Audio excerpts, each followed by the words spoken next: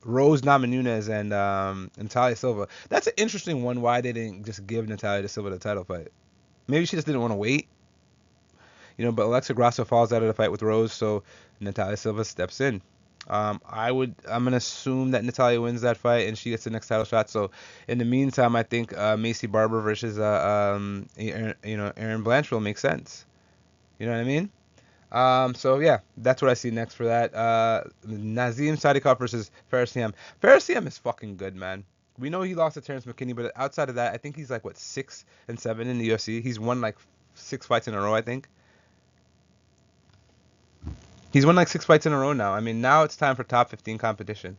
He's good, man.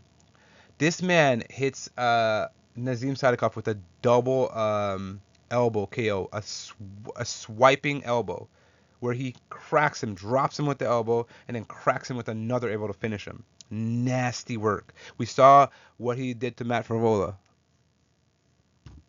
I mean, the guy's finishing guys. His grappling looked amazing in this fight. He's picking guys up and slam. Guys like Mike Davis, guys like Nazim Sadikov. These aren't easy guys to just pick up and slam like that.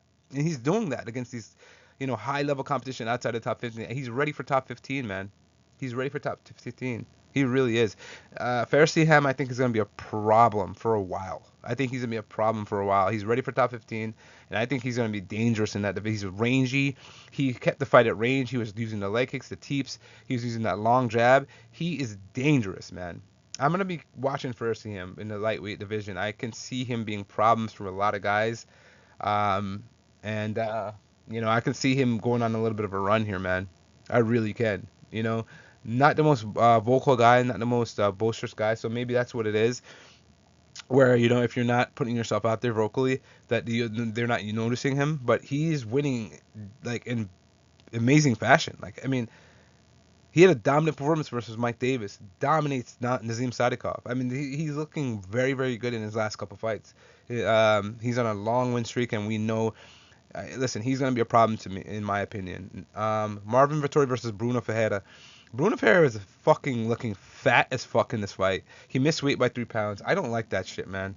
I was wrong on this pick. Marvin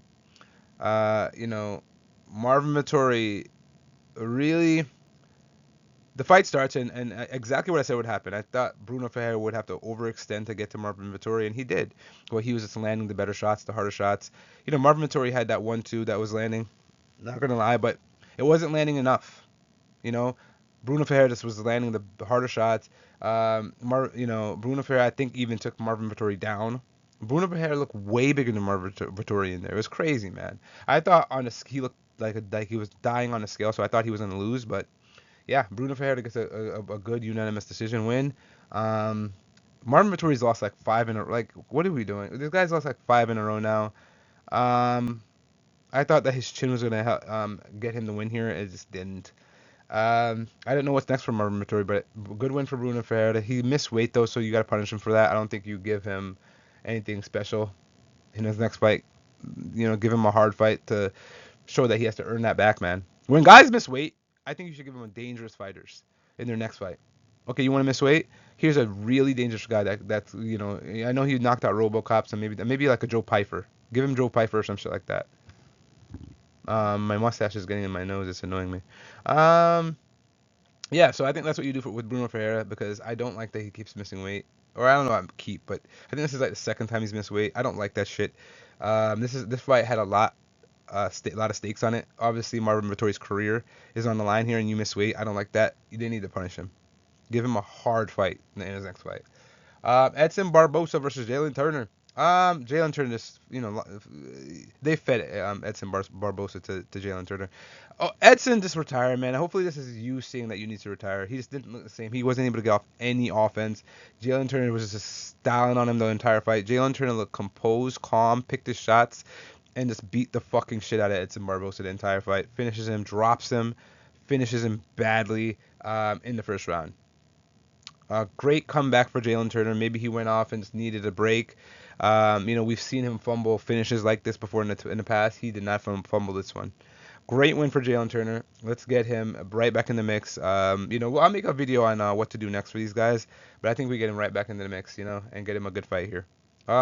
On to next, we got Iwo Baraniewski versus Ibo Aslan, the best fight I've ever seen that lasted a minute and 30 seconds. These guys came in and they just literally looked like they closed their eyes and just was throwing punches. Um, Iwo Baraniewski, I think, got dropped first, but he dropped Ibo like 4 different times before he put him away. These guys were cracking each other hard. Both guys got put away. I thought that Iwo passed out and woke up when his head hit the canvas.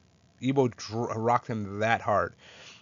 He dropped Ibo like 4 times. This was one of the craziest fights I've ever seen. That lasted. I mean, literally, I think I was walking. I got a drink or something. I literally had to just stop everything I was doing, and because I was gonna walk into a wall. It was that crazy that I was literally that tapped in, locked in on the fight when it was happening because there was no moments to miss. You literally had to keep your eye on the TV because at any point one of these guys were gonna go down. You knew that it was that type of fight. Wild, wild, wild, wild, wild action back and forth from start to finish. It only lasted a minute and a half, but that's all it needed. That's all it needed. Mansour Abdul-Maleek versus Antonio Tricoli. Mansour just blitzes through the guy, takes him down, gets a standing guillotine. Literally, that's what happened. He did like no offense was thrown by Antonio Tricoli. The fight gets back up after Antonio Tricoli gets back up after he's taken down by Mansour Abdul-Maleek, and um, and he gets standing guillotine and taps. Antonio Tricoli's garbage. Mansour, let's get him some a higher level of competition in his next fight. Muhammad Naimov versus Myron Santos. Myron Santos just controlled the octagon, landed the harder shots. He's tough. Myron's tough. He's a tough guy. He's not easy to fight. He's powerful, rangy. He works well behind that leg kick. Works well behind kicks. Period, to the body, to the head, anything. He's a powerful guy. I thought the Muhammad Naimov was going to have too much activity because the one thing I would say about Myron Santos is this: I would like to see him put a little bit more activity out, throw a little bit more volume. Once we see that, I think he can become really dangerous. He doesn't throw that much, you know what I mean? And I want to see him pick that up a little bit. So great win for Myron Santos. I'm excited to see what's next for him. And that is all we got. So listen, tonight I was 0-1. I got the Myron Santos fight wrong. 1-1, 2-1, 3-1, 3-2, 4-2, 4-3, 5-3, 6-3. The Bogdan and Yan fight was a draw, so I guess I'm not gonna count that. So I'm 6-3. I got Payton Talbott right, so I'm 7-3. Tatsuro Taira I got right, so I'm 8-3. And Van I got wrong, so I'm 8-4. And then Yan I got wrong. I was 8-5 tonight. Nobody really saw the co-main and main event going the way it did. I'm glad it did. Jan's back on top of the mountain. He's back. He's the king again. And as it should be, it should have never changed. We know that Yan went through very unfortunate circumstances, right? To lose to Aljo the way he did, and then to lose the second fight because he was way too emotional, trying to kill Aljo in the second fight. Clearly wins rounds 4 and 5. Go back and watch if you don't believe me. Overextending on his punches in the first three rounds to try and knock out Aljo. Then gets MERAB. He's hurt. He loses 3 in a row. Comes back, beats Song Yadong, I think it was. Beats Davison Figueiredo, and then beats Marcus Miguel to get another title shot.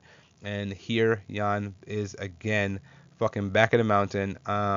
We are back. Let's fucking go, man. Yan is 1 or 2 wins away from being the bantamweight GOAT.